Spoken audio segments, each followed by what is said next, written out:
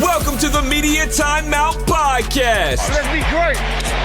Let's be great. Your home for the sports content you want with the authenticity you need. Just have some fun out here, enjoy the journey of all this. We're trying to get 16 wins and going after a gold trophy. Where nothing is out of bounds. Now welcome your host, Jamaal Tanner. Welcome back to the MTO Podcast. I'm back again, accompanied by Nick and Mike. We're going to talk a little G League bubble, some QBs from the 2021 draft. I have a few NBA questions I want to ask the guys, and we're going to get into a little sports stocks talk. But first, we're going to start with some Urban Meyer talk, given everything that's been going on there. He's under a little heat and scrutiny for hiring Chris Doyle. So my question to you, Nick, is do you think Urban Meyer is going to succeed in Jacksonville? Short answer, no. I do not think Urban Meyer will succeed in Jacksonville. And actually, he is now helping me feel better about my Trevor Lawrence prediction. Yeah, we'll talk a little bit more about that. What makes you think that he's not going to succeed? He's already making bad decisions. Like, we haven't even started games yet. He's just hired his staff, and he's already slipped up with hiring Chris Doyle, the disgraced strength and conditioning coach from Iowa, who was fired over racist remarks and degrading players and other things. So it's just like, you can't make good decisions off the top. Like, this is the NFL. You can't get away with these types of things. This isn't college where you're just going into homes and recruiting 5- and 4-star recruits to come play with you and say, hey, look at the rings, look at the guys I've gotten into the NFL because my name is Urban Meyer. This is the pros now. These guys have already been here. They've made it already. So you need to be a good coach, an actual coach, drawing up plays, making adjustments, telling these guys the proper things that are going to put them in better position to make plays. And with you starting off this way with the hires that you're making and the decisions that you're making, it's just not a good look. And I don't see him lasting very long in the NFL with the rigors that it puts on head coaches who are notorious for being in the building 15 to 20 hours a day working on stuff. He's already had problems with his body breaking down and having to quit jobs. So I just don't see how he lasts in the NFL with the way he operates in his decision-making as a coach and as a person. So I don't think he lasts longer than 3 years, 4 tops for me. Yeah, and to be clear, Chris Doyle did go ahead and resign. But I think that, to your point, I think that kind of creates that stain. One thing that I really just don't understand is how you decide I'm going to be a head coach of 50 black men, and then I'm going to bring in the dude that says racist stuff. Like, that don't make no sense to me. So I definitely question the judgment there. But really, I mean, with Urban Meyer, I think he's survived bad hires before. I mean, we've seen this Zach Smith stuff at Ohio State, where he knew that he was abusing his wife, and he kind of swept that under the rug. So he's been there, done that, but he's succeeded through that. I think really the thing that's going to make it towards I'm not sure about Urban Meyer succeeding in the NFL is because I don't understand why anybody wants a coach who won based on the fact that they were able to recruit the better athlete. I have questions about how good of a coach he actually is. Like, every time he's been successful, he just went and got better players than the team that was against him, and he won with a better team. Like, I haven't seen this Urban Meyer to where he's out coaching somebody. He's just got Tim Tebow on his roster. He's got Percy Harvin on his roster. He's got Ezekiel Elliott on his roster. Like, he's got these dudes that are all household names because they went on and did it in the NFL. And in the NFL, you don't get to just go recruit. You have to be able to rely on your GM to get you the players, and then you got to make the most of it. And I don't think Urban Meyer has that ability. I mean, there's a big difference between a recruiter and a coach. I'm going to take this opportunity to shade John Calipari because it's one of my favorite things to do. He's a great example of that. He's a guy who goes and gets the best player and then just tells them to go beat himself because he doesn't really know how to coach. And that's why his teams often underachieve. Now, his record's good. He's got a national championship, but ultimately he's underachieving basically what they look like on paper. He should have 3 or 4 based on his paper teams, but he can't coach. And I think Urban Meyer's going to get exposed in that same way. I'm not convinced that he's this guy that's going to just coach circles around anybody. In fact, I think it's going to be quite the opposite. I think we're going to see him get exposed and people are going to coach circles around him. Every coach that comes from college that had a successful college career that goes to the NFL, I would say almost every coach is ass. Like in the NFL, they go to the NFL, they realize like I can't control 50 plus men, grown men. I can do that in college because I'm molding them into the men that they are. And yeah, like you said, they're recruiting athletes. They're recruiting the best athletes because, you know, they got the gift of gab. They know how to talk to them. But if you look at every college coach that was successful that went to the NFL, they were buns. They were terrible. Except Pete for Carroll. Pete Carroll. Except for some, like I said, a couple. Pete Carroll, Jim Harbaugh, Jimmy Johnson. Jimmy Johnson, and Jimmy Johnson. We couldn't even. He really went way see back what he to Jimmy Johnson. Right? We couldn't even fully see what Jimmy Johnson can do because, I mean, the Dallas Cowboys are just, they're the Dallas Cowboys. I don't even want He to won 2 ships and he set old boy Switzer up for a third. What are you talking about? Bro, I'm he saying made we the greatest really, trade in I'm NFL saying we history. couldn't see what he could actually do because the Dallas Cowboys fucking fired him He because did. He won 3 ships basically. You're not listening to He me, dragged dog. the whole I'm team. saying if they didn't fucking let him go because of the fucking shit him and Jerry Jones was going through, they could have won a lot more. Y'all could have won a lot more. But we still were a dynasty. Like he still showed what he did. That was the He dynasty. built that, that team. That shit, and then the Troy Aikman shit is the dynasty y'all have been living on for 20 fucking years, bruh. 30 years, bruh. Dallas Cowboys are ass. But you asked the question. I gave you an answer. No, I and didn't then ask I the question. I backed didn't up ask the the question. answer. I didn't and ask you're the mad, question. but I mean, I didn't ask a question. I said if y'all didn't fucking just let Jimmy Johnson go like that, we could have seen more greatness, Well, right? Right or it's wrong? still right 3-1, and it's been 20 years, so he's still got time to catch up eventually. Jimmy Johnson ain't about to go back to coaching. What is he, like 90? Goddamn, bro. No, I'm just saying your Eagles got time. Y'all still got 1, so. oh, we talking about those. Okay. My point is college coaches transitioning from college to the NFL, they realize over, like you said, Jamaal, 3-4 years, like, oh, shit, let me go back to college. Because that's where I'm successful at. I think the problem is that we get the wrong college coach. We always get the college coach that had the best players. We don't ever get the college coach that is winning with less. I mean, you look at it in the NBA, we see Brad Stevens. He wasn't that guy that got all the best players. He was the dude that won with less, and that's why it's translating to the NBA. That's why guys like Patino didn't translate. It's because he won with the best players. That's why Krzyzewski knew. He's like, I'm a college coach. I'm not going to taint who I am by going to the NBA and losing games. That's why he was like, oh, Team USA? Oh, who's going to be there? Yeah, I'll coach them. I'll go ahead and do that. Because, again, he's going to have the best players. So you just got to stay in your lane. Even Nick Saban. I think Nick Saban's a great coach. But when you don't get to pick your players, it's a different ball game. So yeah. I'm not. Would really, Nick Saban have succeeded if he picked the right QB?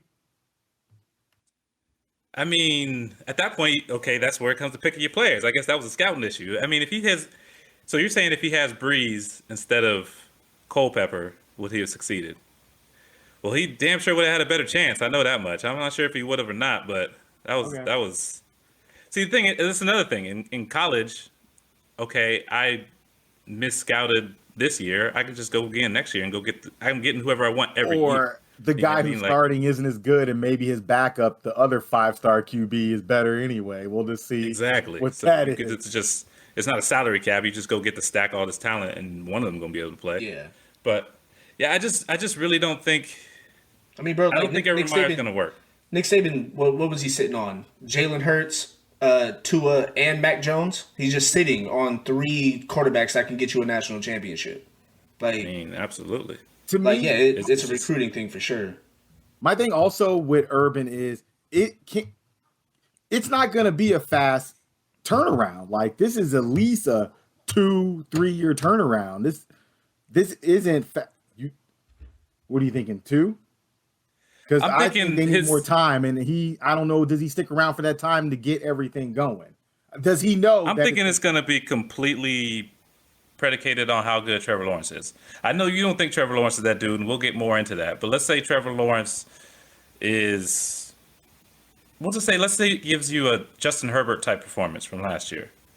Then that accelerates that turnaround. Now I know that San Diego LA wasn't as good that's from a record wise, but if he's going to give you that kind of year, then that turnaround is going to be probably, like you said, about 2 years, I would think. But if he shows to be more like Alex Smith, then I think Urban Meyer is going to be out the league. I really think it's going to be how good is Trevor Lawrence really? And like I said, we'll get a little bit more into that a little bit later. Let's go ahead and transition a little bit. The G League bubble has started. There's a lot of young players, a lot of blasts from the past if you're a big college basketball fan. Mike, do you think that this is going to become, well, no pun intended, a bubble to where this is going to be something that we're going to see every year and this league's going to grow in popularity? Or do you think this is just kind of a 1 year thing? No, I think it's going to grow.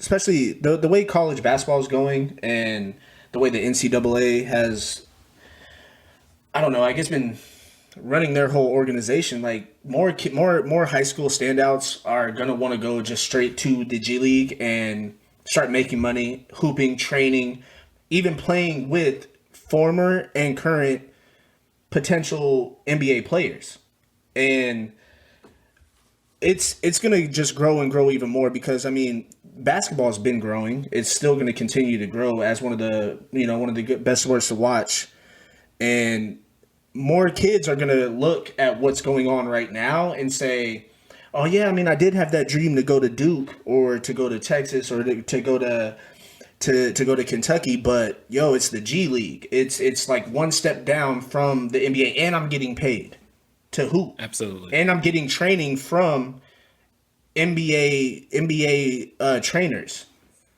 Yeah, absolutely. I think they're doing it right. You know, I was watching when Team Ignite was playing, and they talked about how they make them take like financial literacy courses. Obviously, they're getting paid pretty well, so they're really trying to set these people up for success. I think the fact that we have Jalen Green and a Jonathan Kuminga and a Deshaun Nix there the first year to show what's possible to these kids coming out, I think it's going to be a big deal. But I think the G League is more than that as far as this bubble. I think it's going to be a really positive thing that I think it can make money for the NBA, really, because when you look at it, you have these top prospects, which are going to create intrigue. But on top of that, you have college basketball is huge, and you have a lot of players that fan bases love from their college days, and you get to see them play more that you otherwise wouldn't be able to get to see them play. And then if you're an NBA fan and you have this kid that you just drafted, your team just drafted, and he's not getting very many minutes, you can go watch the G League and watch him get minutes to see what your future looks like. So I think there's a lot of different angles that can create intrigue for this league. It's good basketball. They have a really weird rule with this free throw thing. That throws me off. Like I don't know if y'all seen this rule, but what's the free throw thing? So if you go to the basket, right, and you get fouled shooting a shot, normally you would get 2 free throws. You get 1 free throw and it's worth 2. Same thing if you shoot a 3-pointer and you get fouled shooting a 3-pointer, you get 1 free throw and it's worth 3. So it's kind of interesting. I mean, it's kind of weird, but all right. The idea behind it is to keep the game going. Fouling people on threes. Yeah, it's like keep your stop reaching, keep your hands to yourself. I don't even know if it necessarily punishes you because, I mean, either way you would get 3 free throws. Now if he misses it, then it's 0 for 3 basically. So it makes free throw shooting very important. Like you got to hit this one, but the purpose of it is to kind of keep the game going. That was the idea behind it, because nobody wants to watch free throws per se. So, hey, you get this one, either you make it and you get the points, or you don't make it and we move on.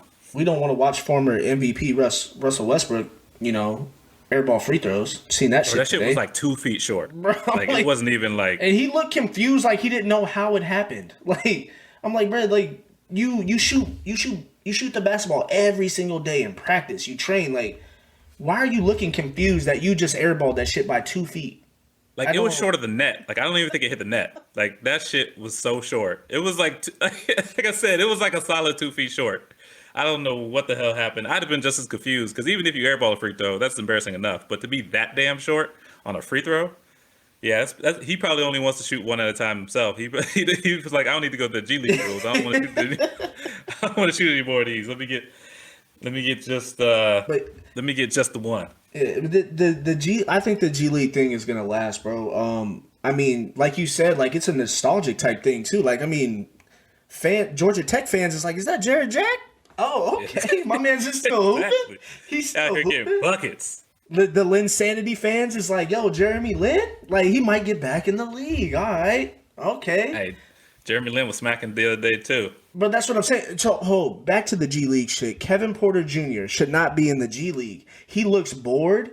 He's literally getting buckets at will and just doing whatever he wants out there. The Rockets are going to move him up slow. They're trying to let him chill for a minute. And I brought that up because I know you're a Rockets fan, and I'm like, I know y'all got him with the trade because of, you know, all that debacle shit in the locker room at Cleveland, you know, them giving his locker room away. But it's like, hey, bro, you still a young guy, bro. We're going to give your locker away. But he looks bored in the G League. It's too easy for him. He should be in the league. Now, But let's talk. Why are they giving lockers away? Why is that a thing? I don't understand that. Like, you have enough lockers for everybody, right? Like, they know how big an NBA roster is, right? And who did they give his locker away to? Torian Prince or some shit. Yeah. And it's like we talk about Torian Prince. Like, I love Torian Prince. But you giving my locker away for this? And dude? he never. Like, he can go sit over there. Torian Prince never played for Cleveland, so it's not like he went into the locker room and was like, "Yo, that used to be my locker." Like, if LeBron come back, okay, that's your locker. All right, bet. But you give my locker away for Torian Prince, I'm throwing something too. I'm like, nah, player, that ain't how this works, bro. Like, Torian Prince can't take my locker. I think it was the modern day slavery comments that made them say, hold on, let's calm the fuck down. We're going to get you out of here. I think it was those ones. He probably shouldn't say that because, I mean, he's making millions of dollars and he's talking about modern day slavery. So, yeah, I mean, I can't co-sign on that. But, to your point about him being in the G League, I think he had some mental health stuff as part of the reason why he was missing games early in the season anyway. Okay. And then combined with the incident in Cleveland, I think they just want to kind of move him along slow. The Rockets know they ain't winning shit this year anyway, so they don't see any reason to like kind of ramp him up really quick. They probably better if they end up losing some games and get this draft pick anyway. So get a better draft pick, get higher. So you threw up, my bad. Yeah, I mean, because you threw off the names Jalen Green, Kuminga, and Knicks. I know that Kuminga and Jalen Green are like, you know, top 10 prospects. I think Deshaun Nix is better than both of them. I mean, personally, that's just me, but I want to see how you felt about that. I mean, I want to think Deshaun Nix is better because he's from Alaska and I want to rep him like that. I just think he has a lower ceiling. I think right now he knows who he is and he plays within himself, so I think he performs probably better. It's just Jalen Green has a really high ceiling, and so does Kuminga. When I see Jalen Green, I see Bradley Beal and like the way he moves. Stylistically, I'm not sure if he gets all the way to Bradley Beal because Bradley Beal's a bad dude. Yeah. But that's kind of the comp that I see. The way he moves, the way he shoots. You can tell he's a good shooter. With Kuminga, what I like about Kuminga is he has a useful floor. Like, the worst case scenario for Kuminga is the guy that's going to be a rotational guy in the league. Like, and that's always good when you're getting a draft pick. Even if he quote unquote busts, he's still going to be somebody that's getting minutes in the league because he's a good defender. He's got great size. Like, I see his floor being like Anunoby, like OG Anunoby, with his upside being like a Jaylen Brown. And I know you like Jaylen Brown. We ain't gonna get into that Jaylen Brown Tatum conversation. We will talk about that. We will talk about. But yeah, that so if you got somebody who's Anunoby at worst and Jalen Green at best, Jaylen Brown at best, like, I get my colors mixed up in which Jalen. But if that's what you're looking at, then I mean that's a guy you got to draft in the top 5 because you know that worst case scenario you're going to have a good solid player, the guy that can start in this league. But to your point, when I see Deshaun Nix, I see Andre Miller, and I mean that in the most positive way possible. I know people like to trash on Andre Miller, but my man got buckets. I mean, he did drop 52 in the league. I honestly, bro, I see a Andre Miller. I see a bigger Chris Paul, bro. He reads the floor well, bro, and he's strong. He's strong, bro. Deshaun Nix is tough. He's tough. He is strong. And yes, you could be right. You could be right. Like he came from Alaska, so it's like I'm repping for him harder. But he to me out there, he looks like you said, he knows what he's capable of, and he's bullying motherfuckers right now in the G League. He really is. Like them little guards that are trying to guard him, he's bullying them right now. Yeah, I mean he really is, and I'm a little protective of a CP3 comp, but you ain't gonna have. No, I know you are. I know you are. I like Deshaun Nix a lot, but I'm saying like I'm talking about the toughness aspect of it, because Chris Paul, like what is he's 6 foot, 6'1", but bro, he's strong. Like people in the league will tell you like how strong Chris Paul is, and that's what I see. Just like a taller somebody who can read the floor, because Deshaun Nix to me can read the floor. He's not like I'm gonna go out there and get buckets all the time. He's gonna get rebounds. He's gonna get his steals, and he's gonna defend. He's gonna be tough. Yeah, I mean, I absolutely agree with you. I think he's kind of a throwback. He's kind of more like a traditional pass first point guard, which really right now in the league you don't see a ton of that. Everybody's out here trying to get these buckets. Yeah. Which I mean, obviously, if you can do it yourself, then who needs to pass first? But that's what I like about Deshaun Nix is I think he's that guy that is going to get everybody else involved. Like I said, he plays within himself, and I love a player that that's the wannabe coach in me. Is I love a player that knows his strengths, knows his weaknesses, and gets the most out of his athleticism. And I think he has a good career. Don't get me wrong. I think he has a lot of potential to have a good career in the NBA. It's just when I see like. We'll just put it this way: the ceiling on Kuminga and the ceiling on Green are higher. It doesn't mean they're going to reach it, but it is clearly higher. But that doesn't mean that Deshaun Nix can't be a great pro, and I'm rooting for him. It's like what we see with Deshaun Nix is what we're going to see in the league. Exactly. But Jalen Green and Kuminga, they're still trying to find like exactly what they're going to do, and when they do find it, it's like it could be something great. So, Mike, you're high on Knicks out of this G League bubble, and that kind of gets me thinking about something. I was pondering one day watching Michael B. Jordan on some old The Wire episodes and stuff. Just entertainers and maybe sports people that you were on real early that not maybe a lot of people were on, because I was on Michael B. Jordan early. Not The Wire early, a little too early, but Friday Night Lights early, and he did a little movie called The Chronicle after Friday Night Lights that he was good in. Movie wasn't so good, but I saw the potential. I would have bought, he was good. I would have bought more stock right then and there. So you guys just give me a couple people that you could think of that you were in real early on and you were like, yup, I'll buy stock in this guy. So to be clear, you're asking me, like, if I could buy, who would have made me rich if I was able to buy some stock in this dude? Who was your Apple stock? Who was my Apple stock? Yes. Okay. I'll go first. From an entertainer standpoint, I'd say J. Cole was probably my Apple stock. I was in on J. Cole in the mixtape days. It's funny you say Friday Night Lights, because I believe that was the name of that mixtape. I think it was Friday Night Lights, and he had one called The Warm Up. So I was in on him pretty early. I was in on Tory Lanez pretty early, even though I definitely would have been selling that after the whole Meg Thee Stallion stuff. I'd have been selling real quick after that. Couldn't have sold it fast enough. Yeah, but I would have made some money on it before I sold. But I'd have 0 shares at the moment. That's for sure. From a sports standpoint, I was real big on Stephon Diggs. I didn't understand how we went in the 5th round. Brad Beal was another dude I was super high on.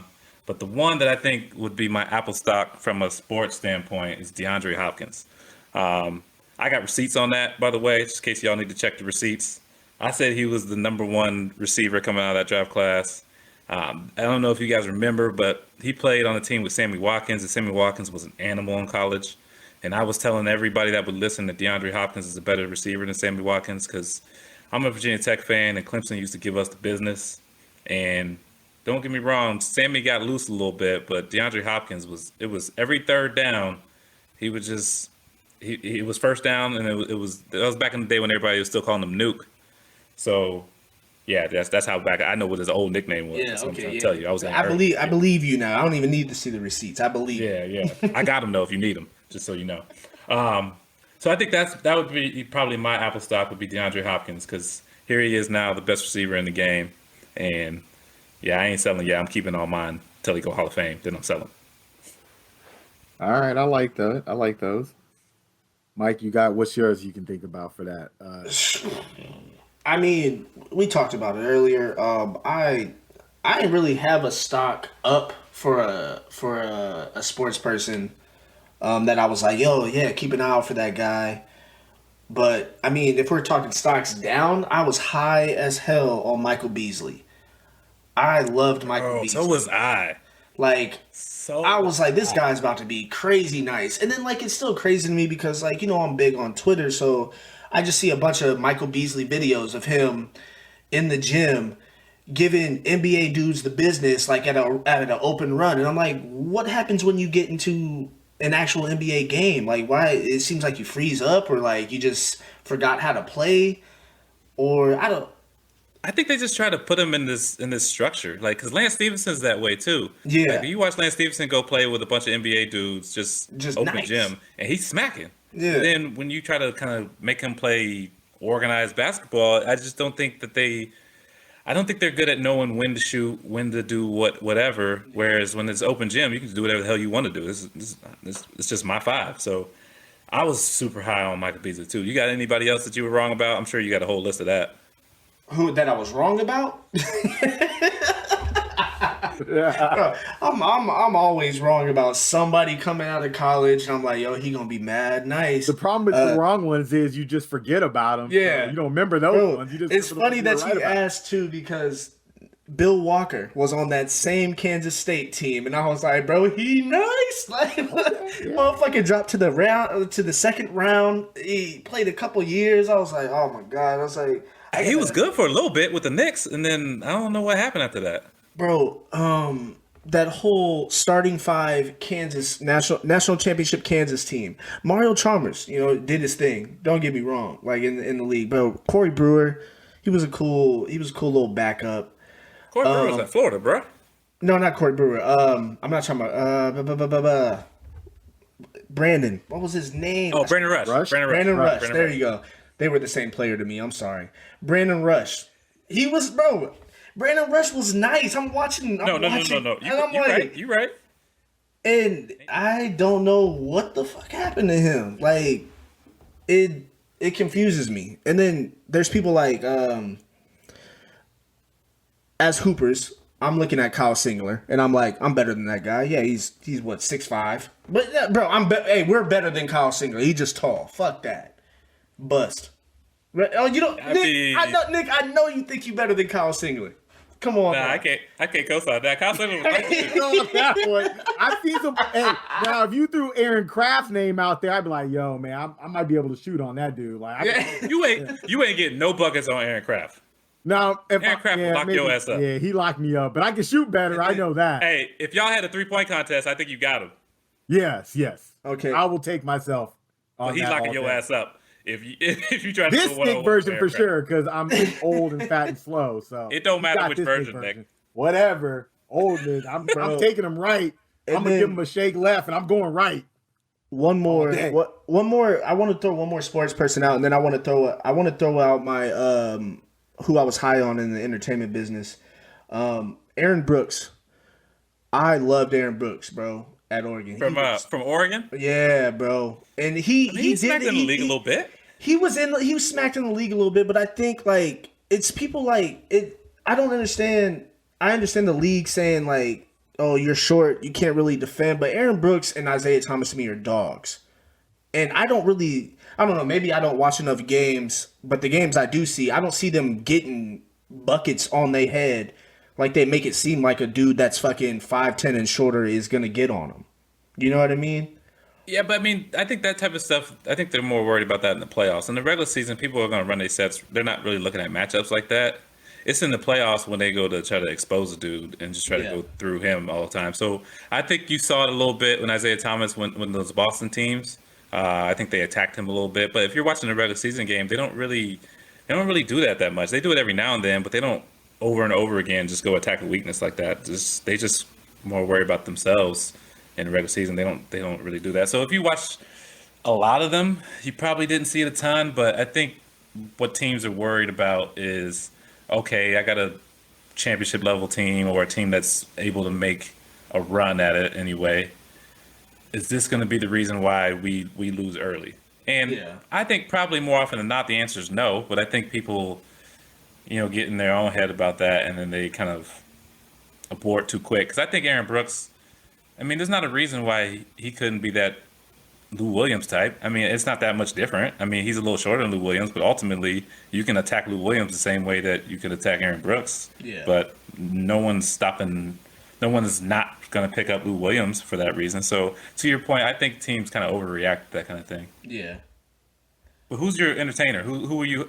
Like, you talked a lot about how you were wrong. I want you to brag a little bit. Who were you right about? Nate Parker. I've been right about Nate Parker since the first movie I ever seen. Great debaters. You know who I'm talking about? I know you know who I'm talking about. That stock ain't as high as you think it is, bro. I don't know Y'all, who that. y'all crazy, bro. Nate Parker is an amazing actor. Y'all don't like my mans? Y'all don't like my man? I can't argue with you because I don't know who the hell Nate Parker is. And that's the only thing. Hey, but that's Me y'all, neither. So maybe y'all you're don't. early still. No. Maybe you're Y'all- good. Okay, Maybe you're this still might be my early Do stuff. I need Y'all to don't buy right now? Maybe Do I y'all need to don't buy? watch enough movies though. That's So you're telling me I need to buy? because he's an actor, writer, and director, bro. Like So you I need never to seen- buy some Nate Parker stock. You need, bro. You never seen The Great Debaters?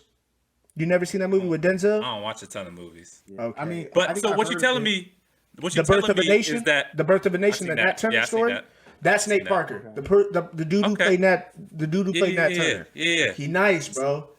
Yeah, I mean, I agree. So what you telling me is I need to buy some stock. You just need You to need to hold. buy some Nate Parker stock. I think we still early on this one. I think you're still early on it. Okay. You're probably right.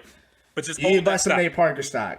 You need We to can have the buy. same You conversation heard it here in like 5 first. years. Buy that Hey, Nate Parker. hey. stock. So he starred in that. He starred in Birth of a Nation. Did you like the movie? That's the main question I need to ask. Did you like the movie? I mean, so yes, but anytime I watch a movie like that, you mean? oh you yeah, know how it obviously make- it pisses you. you know how it off, make you like, feel. Yeah, But it was a good movie. but he directed that movie as well. That's what I'm So saying. he's talented. Yeah, talented. Yeah, it's just like fuck. It's. I mean, I get what you're saying about movies like that piss you off. I mean, but you got. I mean, sort of like. But it's I mean, a good movie. You gotta watch it. Like, did you guys watch Judas and the Black Messiah yet? Piss me the I don't fuck have off. HBO Max. I want to go out and just like start punching people in the face, like just because that type of movie does piss you off, but it is shit that you gotta watch, and you know what I I'm mean. gonna watch that movie. I just ain't watched it yet. Nate Parker. All right. So we gonna buy that stock. We gonna Buy that stock, We still. and then a couple Alright. years ago, like I dropped my stock in Cuba. I don't know what my man's is doing. They made a meme of my man's, but bro, I used to love Cuba Gooding Jr. Bro. I used to love Cuba Gooding Jr. Like I thought y'all was talking about like cigars and Fidel Castro and shit. I was like, you have stock in Cuba? That's a weird. no, bro. but- Like, bro, tell me y'all didn't talking love about- Cuba. Like, Hey, if you had Cuba stock, it fell all the way to the ground after snow. that's all what I'm I'm telling you. saying, bro. Like, bro, Men of Honor. I watched the movie Men of Honor like maybe like 100,000 times, bro. Like, it's a dope ass fucking movie. You should have sold that after Jerry Maguire. Yup. I was about to say Ron that would have been the Tidwell perfect fit. time. That Bro, would have been the Ron perfect time for Tidwell all that fit. stock. Nah, bro. Radio was a good ass movie. What you mean? Like, Hey, the So, thing though with we acting talking is about different it's things. hard to win multiple Oscars. So like, Yeah. if you get that one, it's selling time because you really not gonna get two unless that- you're in a nice movie. so he won that Jerry Maguire Maguire one, right? Bro, he won the Oscar for leading actor in Men of Honor for that movie, bro. Are you sure? Do You I might need to look it that up? up because I don't think. Yeah. So you look that up while I tell you all the people that I was terribly wrong about. So I've been out here trashing you, but I got some people that you probably have never heard of because I was that wrong. The first one is Anthony Randolph out of LSU. Somehow he's playing internationally for Slovenia or something like that. I'm like, bro, I thought he was from Georgia. or Man, I some get shit. all don't know those how that works. Randolphs confused. There's like a Shavlik Randolph, the Anthony Randolph. Don't ever compare Anthony Randolph to Shavlik Randolph. Don't do that to Anthony. He might not have worked out the league, but he sure as hell wasn't Shavlik Randolph. I just Anyway. get all those Randolphs confused. Yeah, see, you don't have me saying that shit. Anthony Randolph, I just knew he was going to be buckets in the league. I thought he was going to be a 20 and 10 guy in the league, and he had a pretty good career overseas, but it ain't what I thought it was going to be in the league. Trent Richardson running back out of Alabama. I swore down homie was going to be what Derrick Henry is today. And I was I can't say anything but I was wrong. Like, how do you, at Alabama, hit every hole and then you all of a sudden don't know where a hole is anymore? You've been doing it your whole damn life. Could he not catch either? Could he not catch out of the backfield? I can't remember. Nah, but when he came out, that wasn't really like the big thing yet. So it really didn't matter yet. He ain't even that yet.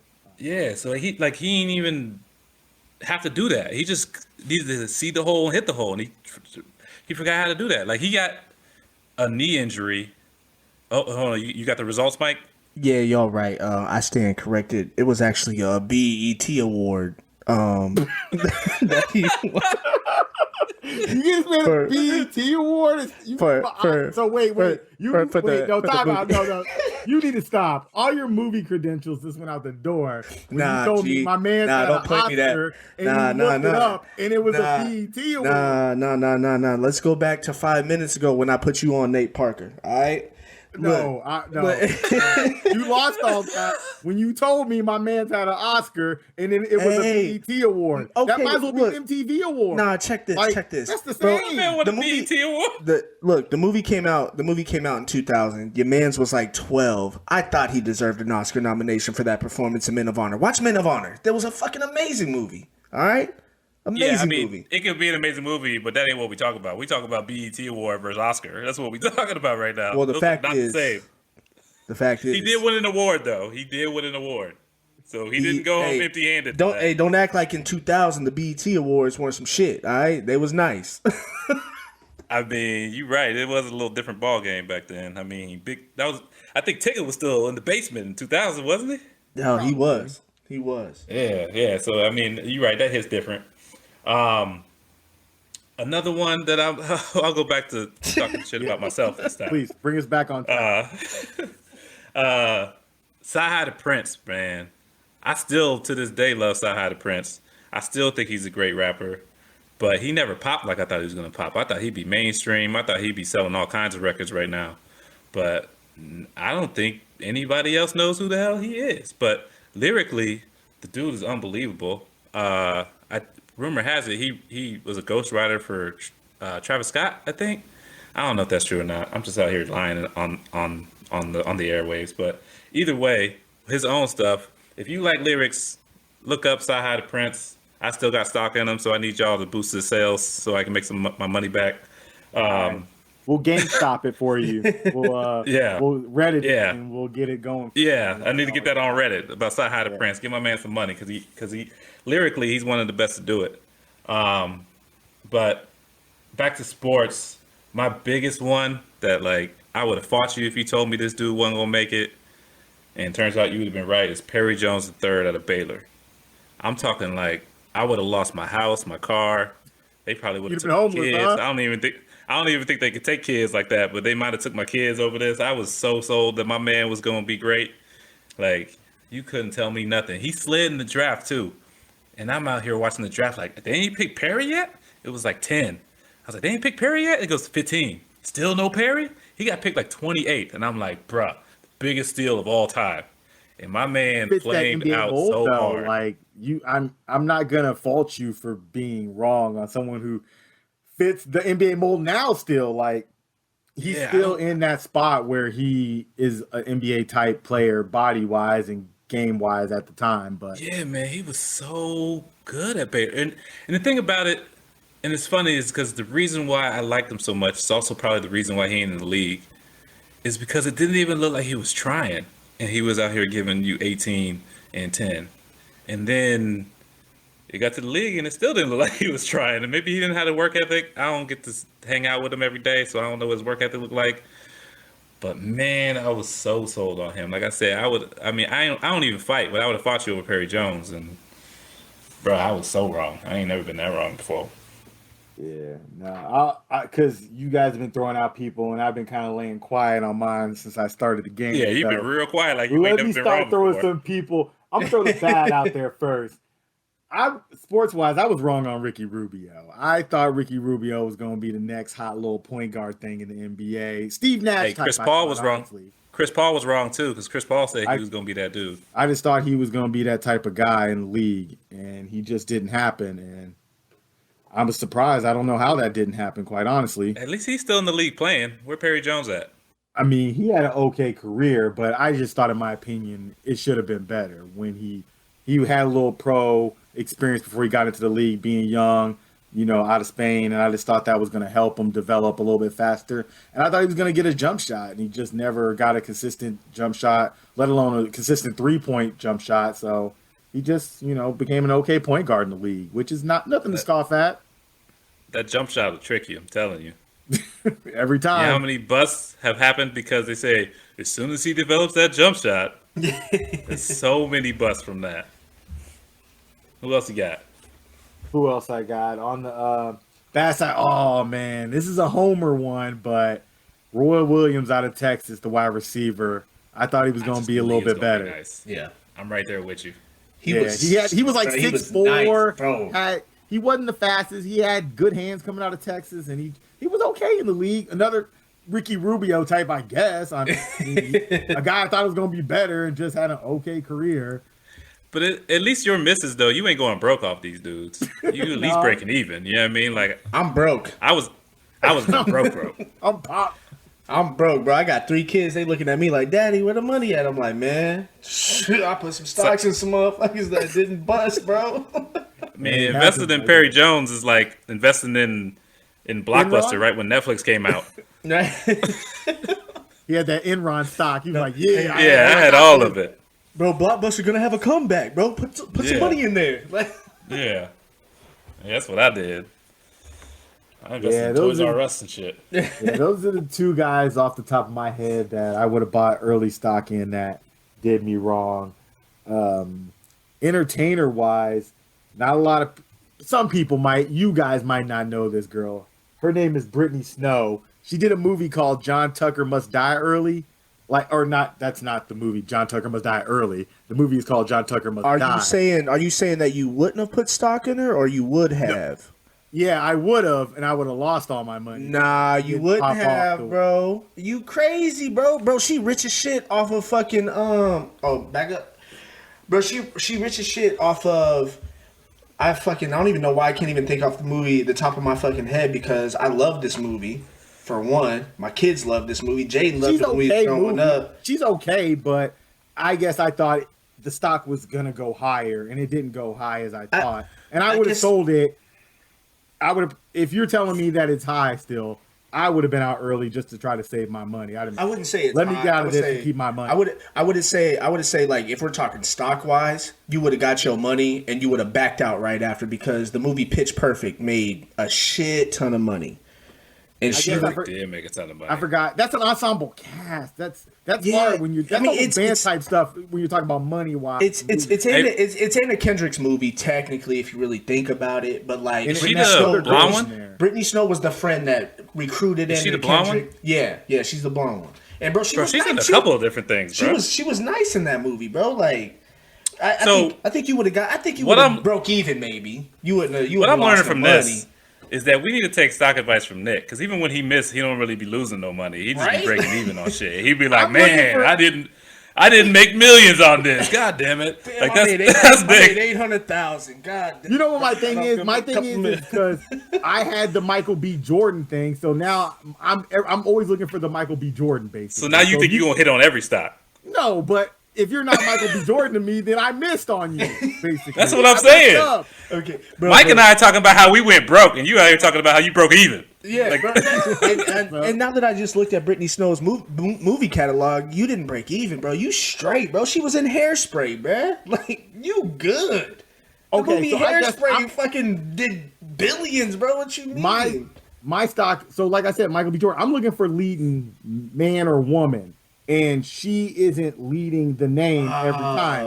Michael B. Jordan is leading. His name is first every time now.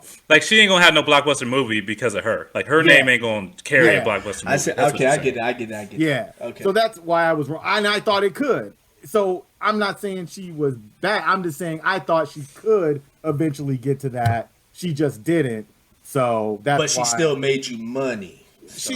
She was fine. I just thought it was going to go higher. You thought she was going to be better now. I get that. Yeah, I thought she was Anna Kendrick level. She's just not. Yeah, I think that's a pretty fair way to summarize that. Hell yeah. So, Mike, some of the dudes you were talking about, like Mike Beasley, who else did you name drop? Aaron Brooks. They got me thinking because you look around the league, and I don't think they ever really got that kind of opportunity. Like, I don't think Beasley really, because they drafted Beasley, and then let me keep me honest here. Did they already have Wade, or did they draft Wade right after that? It was basically one way or the other. But, It was Wade's team. but So yeah, but Yes. he never really had that opportunity to be the star. Because like for me in that same draft, I was a Bulls fan and I wanted them to pick Beasley over Rose. Like I was right there with you. So when they picked Rose, I was kind of salty, and then D Rose turned into D Rose. And I But was did like, he oh, have the okay. work ethic to play with that Heat team? Because See, you know, I don't have Yeah. the opportunity to. I don't get that opportunity to know that. You know what I mean? Like we on the outside looking in on something like that. I don't know his work ethic. Yeah, I mean, and it was based a- on hindsight, I would say probably not. But I don't know that. Maybe he does be working in the gym just because he like to get high. it was a decent, and it was a decent draft class. But I mean, he got drafted as a power forward. Like, I mean, I don't. Who was their power forward on that team at that time? Like, Michael Beasley was supposed to be that guy, like that. Well, that's another thing though. Is Michael Beasley was part of the era when they were trying to move people down. Yeah. So they were trying to take big people and make them play a smaller position, whereas now we're doing the opposite. So he also kind of was a victim of that. They were like, oh, he can play small forward, and they tried to take him away from the paint because he had a little bit of a Jimmy. Yeah. But so I think he also kind of was a victim of circumstance in the way that if they'd have let him eat under because at Kansas State he was under the rim and he was just killing people because he was Yeah. stronger than everybody. Yeah, I think 15 that could have translated. 10, 15 plus shots. That was it, and then just athletically just yamming on niggas, bro. Like, Exactly. But to that point, I think I want to explore the idea of like how much of this were they busting and do we lose money on them because they just didn't have the ability, or is it because they didn't get the opportunity? Because I'm looking around the league right now, and I look at a guy like Jeremy Grant, who prior to this year, we all would have said he was a good role player, but now he gets this opportunity to kind of run a team and be the focal point, and now he's giving you 20 a night. The- You look at, go ahead. no, you good, you good. Yeah, my bad. Finish your thought. My fault. No worries.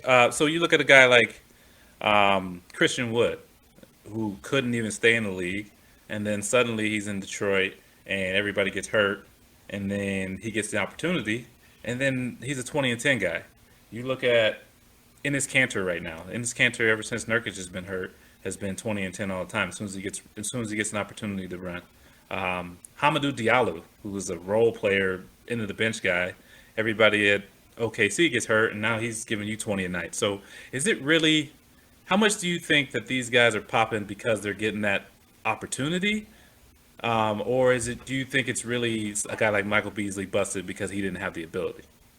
If we're talking about Jeremy Grant, I mean, he's always, like you said, been a good role player, but the reason he got that contract and he's like starring for the Pistons right now is because of the pandemic and the NBA bubble. Like, that NBA bubble is when Jeremy Grant, we didn't have basketball for so long, so everybody's watching the NBA bubble. And then we're watching Jeremy Grant just go off. We're like, oh, shit. Like, did he just score 35, 34? Like, what the hell's going on? And But he didn't go off like that in the playoffs, though. Like when they No. were in the playoffs, he was actually struggling. yeah, and he still got that contract. He was struggling in the playoffs, but like those 8-9 games when the bubble first happened, I think Yeah. they even played the Lakers one time, and he fucking, I wouldn't say he gave LeBron 35, but I mean he was hooping on the Lakers, and I was like, and everybody's probably looking at that shit like, yo, he's nice, but he's been nice, but he's not. Right. I don't think he's star player material. He's just nice. Right, but I guess more what I'm saying is less about the contract itself and more about the fact that he now can put on his resume Yeah. that he gave you 20 a night. You know what I mean? Like there's a lot of guys that I think could probably give you 20 a night, but they don't get that opportunity. Jeremy Grant's given that opportunity, and here we are. Hamidou Diallo hits a week or two with that opportunity, and then he's giving you 20 a night. And this Cantor gets that opportunity, and now he's giving you 20 and 10. Christian Wood, so on and so forth. So is this really, is it really do you think there's a lot of other players that never got this opportunity that could probably do the same thing? Or is it just they were in the right place, right time, and they were being undervalued until now? So I think I play a lot of DraftKings, and I've played a lot of DraftKings for a few years now. And I noticed this while playing DraftKings with actually Christian Wood a while ago when he played for the Pelicans. And he would have to play, and he was cheap. And I always noticed that when I played him, he put up good numbers. And I was like, I wonder if this guy would be good if he got that minutes all the time. And that brings me back to what you're talking about. So is he getting an opportunity? If he got the opportunity, can he do this all the time? And DraftKings kind of put me onto that with players because you would get guys out of that wouldn't really normally play, and a player gets injured, and now you're saying they're getting 5 games, maybe 10 games, and they're putting up good stats. And that's how you get seen, and people see that, hey, he can carry this for long periods of time. He's not just going to give us this 1 game or 2 games. He can give us this every night, and he can be a solid role player or a backup or maybe a future starter if he develops his game and keeps playing. I noticed that with TJ McConnell when he was playing with the Sixers when they were tanking for a few years, and they had some NBA players and some players that weren't NBA players, and he kind of got to shine a little bit playing with that squad, throwing some decent games up. And that's a guy I don't think would have been in the league if he wouldn't have got to play with those bad Sixer teams, and teams around the league wouldn't have got to see that he could be a decent backup in the league and play behind any point guard and give you decent 15 minutes a night or whatever you need. If your starting point guard has to miss a few games, you won't nosedive because you have a bad point guard, basically. Yeah, because I mean, let's be honest. If Andre Drummond doesn't get hurt last year and Blake Griffin doesn't get hurt, even though my man's hurt every other week, Christian Wood might not even be in the league right now. Yeah. Because I mean, he's really got the contract off of the fact that he was the only big left, and he got the opportunity to show what he can do. So it kind of just had me thinking, like, how many other players are just like that, to whereas they never got that opportunity, so they end up washing out. But if the ball bounces in their favor and they do get that opportunity, they could be a household name right now. So it's just kind of an interesting thing because I mean, at the NBA level, they're all talented, obviously. Yeah. But there's probably all these what could have beens.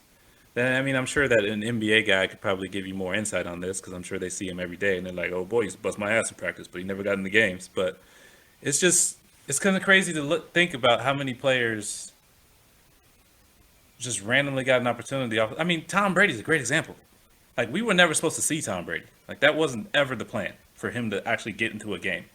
And then it went from Drew Bledsoe's backup, because that was the number 1 pick star quarterback, to a lot of people's GOAT, just off of opportunity. Yeah. Like, so how many of those exist? I know it's not something we can ever answer, but it's just, I thought it was an interesting thought. Yeah, it's all about opportunity. It easily is all about opportunity because, I mean, it's what you do with it too. I mean, Jeremy Lin, he had what was it, 7-8 game stretch, and that Lin Sanity was born, and it's like, absolutely. and it's like, okay, like, we seen Jeremy Lin, he was nice, he got some opportunities, but like he's not a starting point guard in the league right now, at all. I mean, he could be a good backup, but those 8 games of Linsanity, we were like, yo, he should be a star somewhere. And it was the opportunity he got. Absolutely. Yeah, I mean, that was a perfect example of just Jeremy Lin coming on the scene for the Knicks. That little 8-game span, I think that was, where he exploded, being on the Knicks and, being Asian does help in that market, and being on that team, exploding at that time does help a lot. But he still had a nice little run, made his nice little contract with the Rockets off of that, really. And then he got him a ring in Toronto. So, he did all right for himself. That Toronto ring. He did. Hey, he's one of the big names right now in the G League bubble that they're saying he could get back into the NBA because I haven't watched the game, but apparently he's going off right now in the G League bubble. Now, I wouldn't say going off, but he's like showing like he shouldn't be in the G League bubble. He should be in the NBA.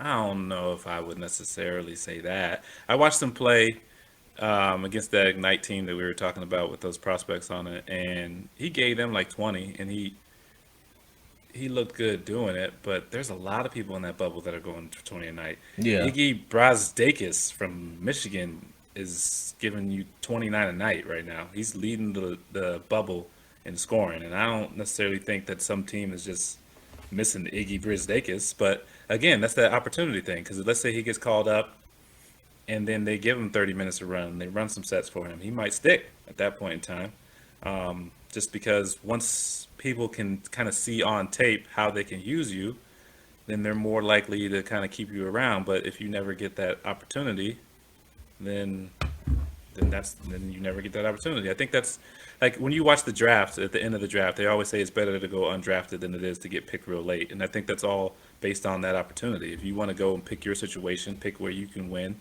Because I mean, really, there's more undrafted players that do well than there are seventh round picks that do well. Because like James Robinson, the running back for Jacksonville, is a great example. If he goes in seventh round to some other team, we probably never hear his name. But as is, he was a rookie of the year candidate. So it's just crazy how much is just timing, how much is just being in the right place, right time. And then to your point, Nick, once you do get that opportunity, you gotta hit because you're not gonna get two. So it's just crazy how many people flame out that probably could have been stars, and how many people are doing well that could have easily been forgotten. Yeah. And it probably deals with position too. I mean, you could be nice at shooting guard, but you know, every team has a nice shooting guard. I mean, yeah. Marcus Howard didn't even get drafted, and he was big. Marcus Howard too. Right? Like Big East Player of the Year a couple years ago. Like he's the leading scorer for the Big East like all time, and just didn't get drafted. And I'm like, how? I'm like, he's nice as fuck. How did he not get drafted? I just seen that the Nuggets did sign him to a 2-way contract, but it's like he on the Nuggets. But it's like I mean, right now they're looking like we got Jamal Murray, and Jamal Murray's like 24, 23 or something. Yeah, you know, like he's gonna play a backup role at best. Yeah, so it's like we have two Jamal Murrays on the team right now. Like, honestly, that's a great example because you say Marcus Howard and he has all that talent, but they have Jamal Murray. And then they have probably one of the best backup point guards in the league in Monty Morris. Yeah. He ain't getting that shot for that team unless they both get hurt. Like, that's it. And that's the opportunity that you're talking about right now. And it's like if one of them do get hurt and he does get minutes and like he gets some points, like there's gonna be teams that look at him like, yo, who's this kid again? Oh, we should trade for him or sign him when he's a free agent. Like, absolutely. So moving on and sticking with the idea of opportunity, we got the 2021 draft coming up, and so some of these QBs are going to have the opportunity to run an NFL team. I know we have some differing views on some of these top level prospects, so let's just go ahead and get into it, Nick. Who out of this 2021 class do you like from the QB position? Who do I like? It's easy, but it's Zach Wilson. I mean, what's not to like about this guy except for maybe his height, which is listed at 6'3", but it's Do they closer. really have him listed at 6'3"? I've seen 6'3", like 210, something like that. My guy is closer to 5'11". Exactly. That's dude from BYU, right? Yeah, that's BYU. Okay. Yeah. So I like Zach Wilson. I like his arm. I like his athletic ability. I like his vision. I just like the way he plays. I think he fits this NFL mold of QBs that teams are looking for now. They're not set in their ways of, I need a 6'5" pocket guy who's just going to stay in the pocket. Yeah. I watched his game versus, can't remember off the top of my head, but I watched him take a couple hits, stand in the pocket. I like that out of QBs, especially young, because I feel like if you're not a young QB who's going to take the hits, then you're never going to take the hits, because that's the time when you have to take the hits. You get older, it's a little bit harder to take those hits and do those type of things. Brittle. Yeah, you start getting brittle and things start breaking down. So I like that he's willing to take the hits early and throw and do those type of things. So Zach Wilson would be my quarterback early that I really like in this draft, even though a lot of people are high on him and it seems kind of easy. There are a lot of top guys I like, but Zach Wilson's mine. Yeah, so I was in on Zach Wilson pretty early this year. BYU was putting up wild numbers, and I was like, okay, let me see what makes them so good. So I went and watched watched them play, and I was like, "Who's this Zach Wilson kid?" Like I had heard of him before, but I didn't know he was like that. So I watched him, and I was just like, "Oh, he should be league. He should be a first round pick."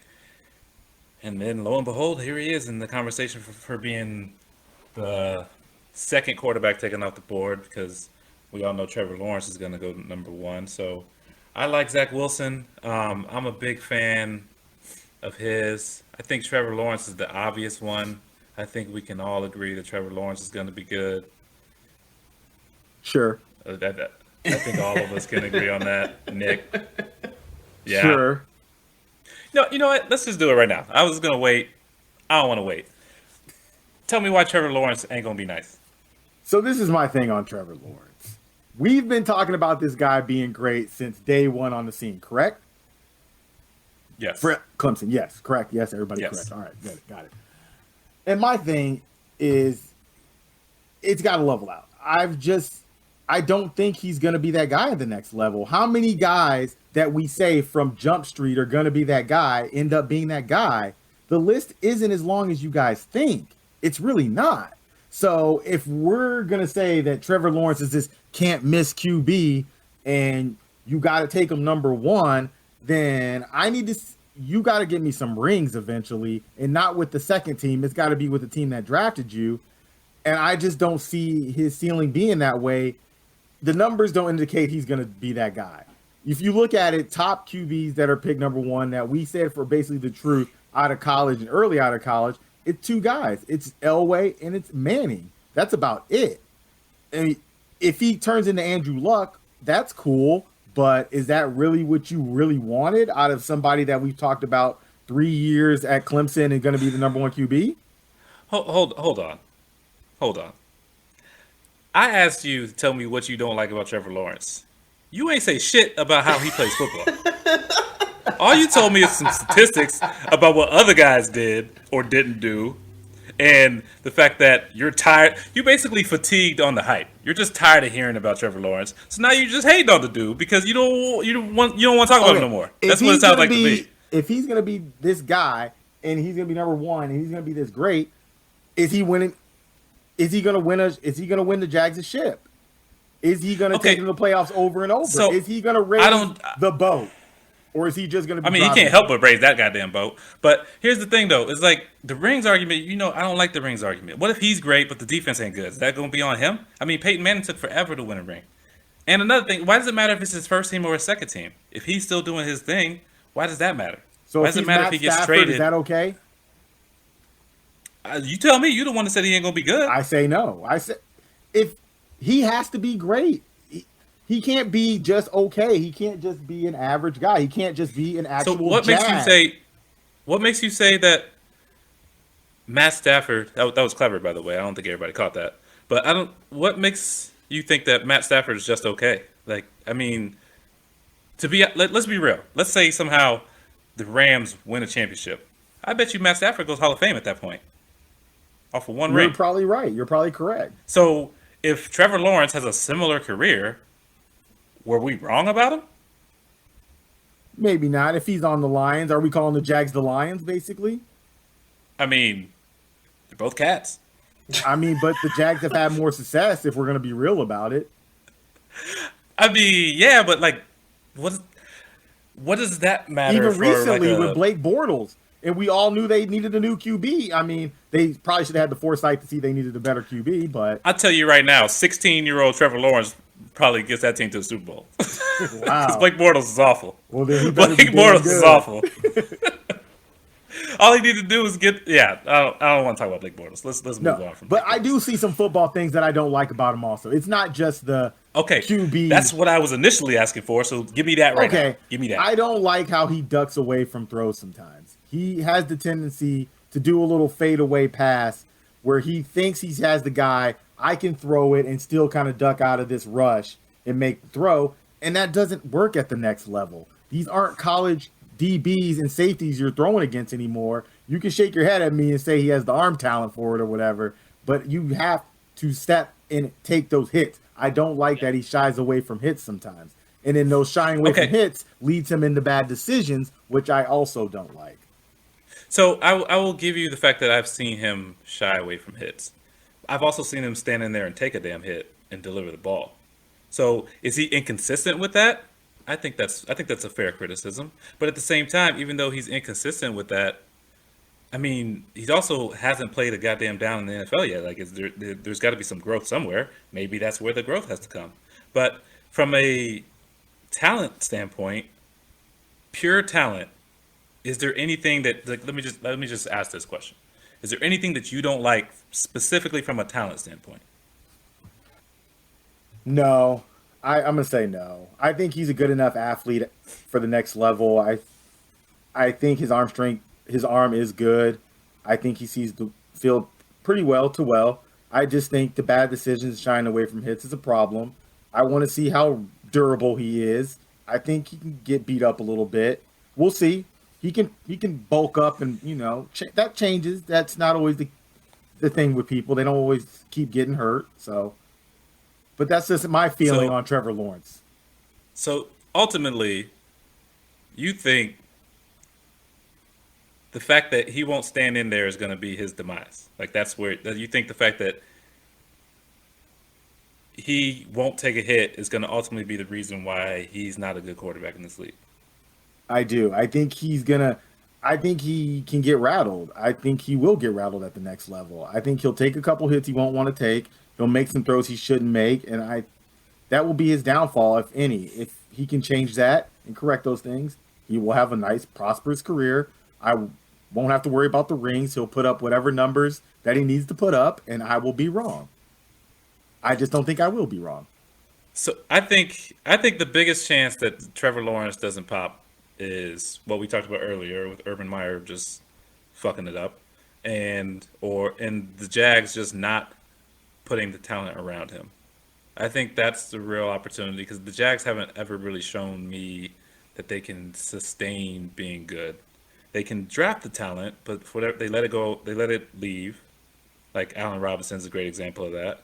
And so, to me, the only way that I see Trevor Lawrence not being a great or good to great QB would be if, kind of like what we talked about earlier, if Urban Meyer fucks it up and the Jags as a whole don't get the people around him to allow him to be great. Because ultimately, I think he has everything that I look for in a QB. I think he can be a little skittish at times, but he's not the only QB I've ever seen be skittish at times. I mean, Justin Herbert can be skittish sometimes, and he did just fine with LA. So I think if they don't get the pieces around him, then you could see him struggle. And I don't think that's through any fault of his own. Football is just a team sport. So if you don't have a line, and you don't have targets that are going to get open, then I can see him having that struggle. But even looking at the team they have right now, they have some pieces at the wide receiver position. I think their line could probably use some help. But really, I just can't co-sign on this one, Nick. We're gonna have to talk about this later. We're gonna have to have. I told you we're gonna have a segment sometime in the future called "I Was Wrong."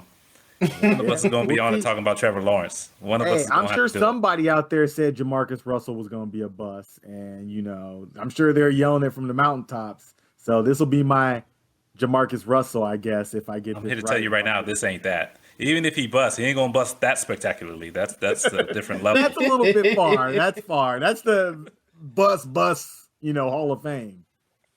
All right, so we talked about the quarterbacks that we like. Well, I did. You talked a little bit about one you lukewarm on and one you like.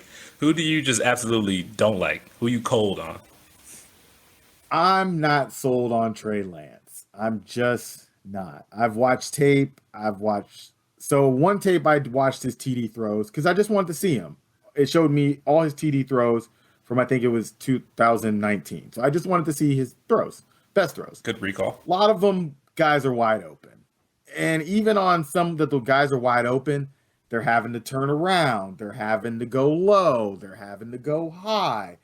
I didn't see a lot of throws that were just right on point. And I don't like that going up a level. Your throws can't be off point. You can't have throws that are in bad areas where linebackers will be, where safeties will be, where corners can pick it off because you threw it inside instead of throwing it outside. I don't like that. I do like his mobility. It's a Dak Prescott type of mobility to where he'll get out of the pocket on a rollout and get you 15, 20 yards. He can take some hits. He's a bigger guy. So I think he can hold up in the league. I saw him take some hits.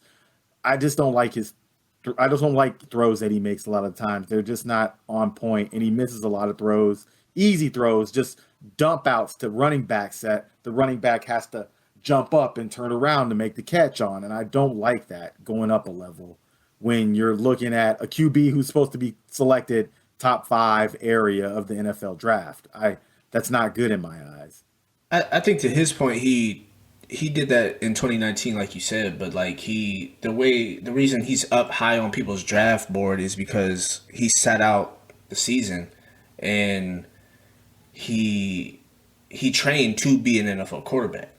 So you can tell me that he corrected all those things not playing football.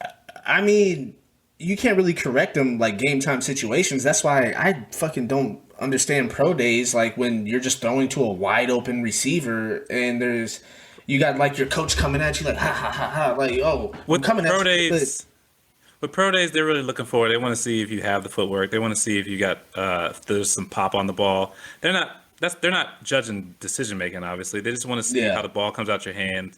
They're just kind of trying to confirm what they see on tape. Is really and I think the reason he's high on people's draft board is like his throws do seem underthrown, overthrown. Like he's just throwing some bullshit, but his footwork is nice. Like he has nice footwork, and that's one of the main things as a quarterback that you need. Like, bro, I played quarterback in high school, bro, one time, and I dropped back and I tripped over my own fucking feet. Sounds like Mike. Yeah. I mean, I actually like him. I like Trey Lance. I like him. I don't know. You're telling me he has good footwork, and his good footwork should translate into better throws, and they don't. So that just scares me. If that's what you're telling me, that scares me because they should be adding up, and they're not. He looks like a landmine to me. Like he has talent, but I think he's going to get some GM fired. I really do. I don't see him being that guy. He's just not consistent enough. And I don't think, given his profile, he's going to get that many opportunities. He's not going to get a Trubisky level of opportunities. So I think if he isn't good right off the bat, you'll never see him again. Because I really think that's probably my best comp for him is Trubisky. Yes, and it is Trubisky. I don't like Trubisky. I couldn't think of it. I've never liked Trubisky as a player. Let me make sure I say it. Anybody ever has. I know Chicago Bears fans that hate Trubisky. It's a Bears fan tradition to hate their starting quarterback. I don't think they've ever. They ain't like the quarterback since McMahon, and he wasn't even good. Yeah, but McMahon did that video. I mean, they made that music video, and they won the ship. That was it. Yeah. That was what they won for him. But really, like, I guess let me be clear. I don't like Trubisky as a player. I mean, I don't know Mitchell like that. But I just don't like it. I don't like what I see. I think he's inconsistent. I think he has a ton of talent. But if I'm being fair, I had a lot of the same criticisms and thought process with Josh Allen. That's worked out pretty well. I don't think he's going to be Josh Allen. Josh Allen was gifted to Stephon Diggs, though. He was gifted that. We can get on that topic because I can spend another hour on that. Yeah. But I just don't see it with Trey Lance. Let me ask you, one quarterback that hasn't come up that I know is pretty polarizing. How do y'all feel about Justin Fields? Injury prone. I was thinking that today. He really kind of had that one injury, right, in the game, but then he played. Has he really gotten hurt that much? To me, Justin Fields is going to get into the league and get an injury, and we're not really going to see him that much. I'm going to be real with you. I hate to say that about a player, like trying to make a living playing a professional sport. I just see Justin Fields, because Justin Fields is doing what you say Trevor Lawrence doesn't. He'll stand in the pocket and take that hit, and he's going to take that hit, and he seems like he. I'm not going to call him soft, but like he's going to take some hits that he shouldn't take, or that's what I'm saying. He's going to take some hits that he shouldn't take, or he's going to take off and run and not slide, and some shit's going to happen. I mean, that's my call on it. That's I your like Justin. Prediction. How do you like him as That's a player? my bold prediction. As a player, I love Justin Fields. I think he's a great quarterback. I think he's going to be a great quarterback in the league if he can stay healthy. We'll go back to this bitch 2 years later, 2 years from now, whatever the fuck you want to call it, and Justin Fields is going to be a sideline with injuries. I don't think that. I think he needs to fall on the right team. Honestly, if he can get on the right team and they can build properly and he can get a solid chance, I think he'll succeed. I like Justin Fields just as much as the rest of these top guys we're talking about. If we're going to rank them in order, it's Lawrence, Wilson, and then Fields for me. So you got Lawrence number one, though. Yes, I'm going to put Lawrence number one. Not gonna let's be clear. I just want to make sure. I'm not going to be crazy. I'm going to put Lawrence one. So Lawrence, Wilson, and then it's Fields for me. His body of work is good. He's shown me that he can make every throw on the field, unlike I don't feel like Lance can sometimes. I've seen him make deep outs. I've seen him make the deep hard pass. I've seen him make passes in traffic. I've seen him be tough, unlike Mike thinks he is, and take the hits. I think he can take the hits. No, I didn't say he wasn't tough. I didn't say he wasn't tough. He said he's not going to call him soft, is what he said. I said I'm not going to call him soft. He takes those hits. He takes the hits that he shouldn't as a quarterback just because he is tough, and that's what's gonna fuck with him and make him injured. Like, he's gonna get injured, bro, because he's taking these hits that he thinks he can take because he is tough. To me, you got to be a fortune teller to tell me that somebody's gonna get injured, because you can't just predict that with people. You can't just be like, hey, this person's gonna get injured in the league because I think so. That doesn't tell me anything. That's just guessing. And I'm not gonna guess and say I think he's gonna get hurt in the league. It sounds funny. If he was small and brittle or skinnier like Sam Bradford, I would co-sign on that. Bro, but he's not even Sam Bradford. I'm not going to look it up right now. Dude, we can do it after. Like, you said he had that one injury just recently, bro. Like, no, he's had like 3 or 4 knee surgeries, bro. Like, what do you mean? Did he? I mean, he's going to be He's going to be Robert Griffin III. He's going to have one good year, and then it's going to be like, don't do that to RG3. RG3 was ruined. I liked RG3. I really did. I don't think the Washington football team should have got rid of him right away. Don't say that no more. Like, the Washington football team shouldn't have got rid of his ass right away. But no, bro. Like, he's going to have a good year maybe, and then some shit's going to happen. Bro, he's had knee surgeries, bro. Like, he's. I'm not saying he's injured, bro. We're old dudes, bro. The knee problems they don't go away, bro. I don't think he's injury prone. I think he is, but okay. We have the position. Mike thinks he's injury prone. Nick does not think he's injury prone. Back to him as a quarterback, as in his ability. I've tried really, really hard to stay away from this comparison because it's so lazy, but he looks like Cam Newton. Like, he really does. Like, I tried, really. I really did. I was like, who can I compare him to other than Cam Newton? But he's the same dude. Like, from Georgia. I mean, they're about the same build. I think Cam's probably a little bit bigger because Cam's a giant. A little thicker, probably, Cam. Yeah, I think Cam's like a good 6'5". I don't think Fields is all the 6'5", but I could be wrong there. But they even throw the same way to me. I think he's going to miss some throws. I think that's going to happen. He's going to maybe try to fit a ball in where he shouldn't. But he's also going to make plays with his legs.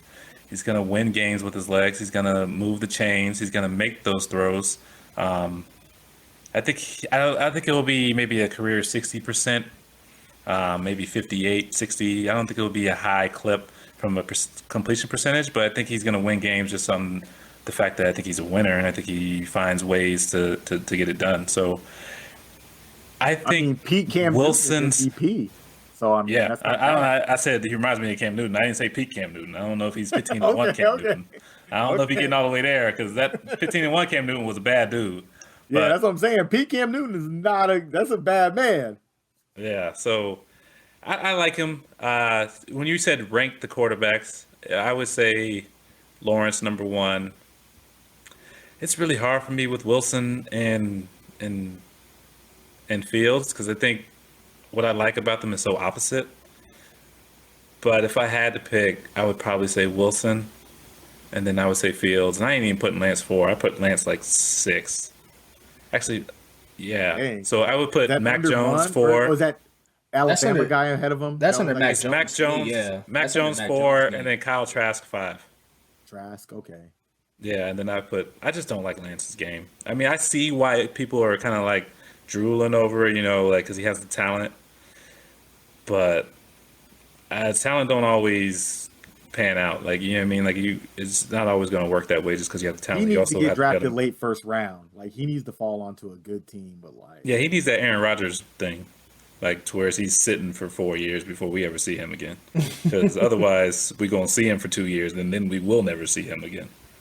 We're gonna be talking about him the way you was talking about Jamarcus just now. Not a good look.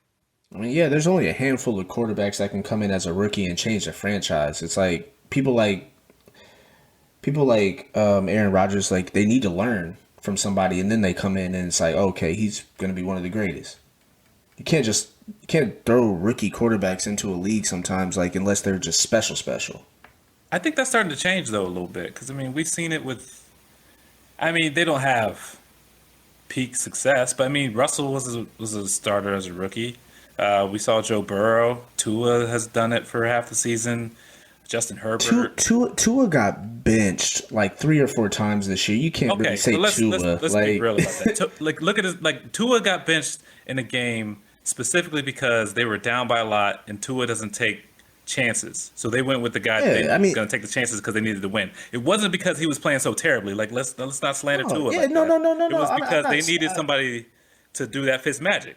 So yeah, I'm not slandering Tua. I'm just saying, but like, bro, like, it sounds you can't just keep doing fucking 5-yard checkdowns fucking the whole game, bro. Like halftime, bro, you got 30 yards passing, and you're 10 for 10 or like 8 for 10 or some shit. It's like, come on, bro.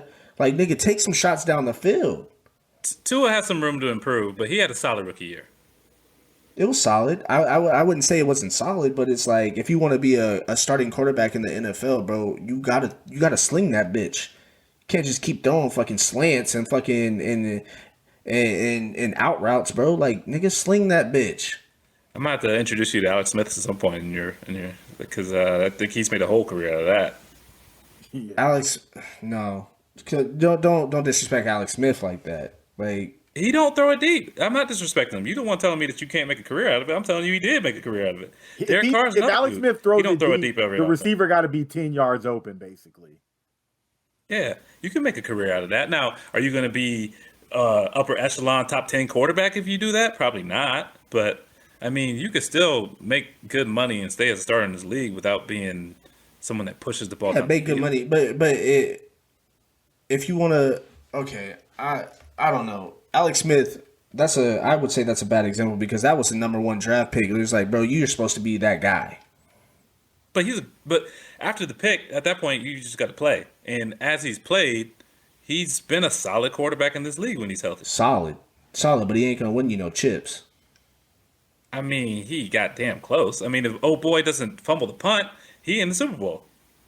Like, let's not pretend like that Kyle Williams didn't fumble that punt. He ain't got an opportunity to win a Super Bowl. Like, don't. So you talk about me talking shit about Alex Smith. Now you the one talking shit about Alex Smith. I know, because I like Alex Smith, bro. I do. Yeah. But I wouldn't compare him to Tua right now. Like, I mean, Tua's not Tua, bro. You're a rookie. Take those chances, bro. Alex Smith was taking chances when he first came in. Now he's like doing what he knows. Like, you gotta understand ain't taking no what chances. I was comparing. I was comparing the fact that you said that you can't be in this league throwing it 5 to 10 yards. I gave you an example of a dude. Because I can put somebody on this fucking podcast that will swear up and down that Tom Brady does only 5-yard checkdowns. And I mean, in New England, he did that for a lot of the time. Until when he didn't have Randy Moss, he won by like basically death by 1,000 cuts. I mean, it was James I'm White. Throw check downs. I'm gonna throw it to these tight ends, run it down the middle, and that's why I can't bring this the guest on because we're gonna rip into this motherfucker, bro. Because he swears up and down Tom Brady is trash. Like, all day, every day. Yeah. Trash, bro. He hates Tom Brady, but he's also an Indiana. He's a Colts fan. So Tom Brady's been in his ass his whole life. I don't know if he could say trash though. Yeah. Trash, bro. Go ahead and bring him on so I could trash him. I think he called him Brady bitch today. He called him Brady bitch, and I was like, I don't even know what that means. A hater, bro. He ain't even a creative hater. He's just not at all. Pedestrian hater. Because I mean, I don't know what Brady bitch even means. Like, you could have easily said, I don't know, Tom Brady bitch. I don't know, something, but you just called him Brady bitch. I don't even know what that means. So on that note, I think we've officially run out of material. So I think we're gonna call it for the day. It's been fun bringing you this podcast. I hope you guys like it. Make sure you follow us at MTO Sports. That's all I have. You guys got anything? Nah, buy stock in Nate Parker. Sure, Nate Parker. I'm not giving out no stock. Buy stock in Nate read Parker. it. Wrong place. One more thing I would like to add. We were disrespecting my guy Daishan Nix by calling him Dayshawn. We gotta make sure that we get that right. He's an Alaska boy. We all Alaska people. So Daishan Nix. Watch out for him. We'll get his name right because he's gonna be in the league doing numbers, putting on for Alaska. So, all right, guys. Until next week, you guys be safe. Thanks for listening to the Media Timeout Podcast. Mahomes looking to flip, takes it in for the touchdown. Be sure to follow us on Twitter at MTO Sports and visit our website, MediaTimeoutSports.com, for more content.